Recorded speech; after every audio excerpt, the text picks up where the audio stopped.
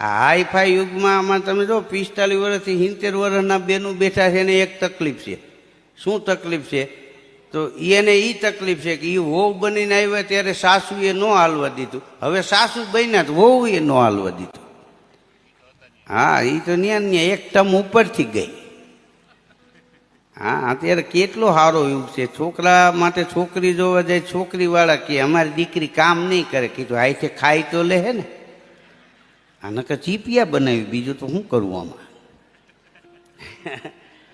હા હા, હમણાં એક છોકરાનો પરિવાર છોકરી જોવા ગયા ને તો બધાને ગમી ગઈ.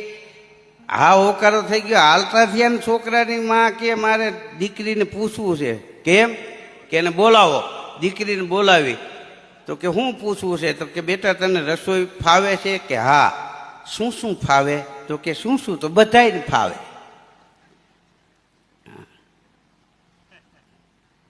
અમુક એવું છે.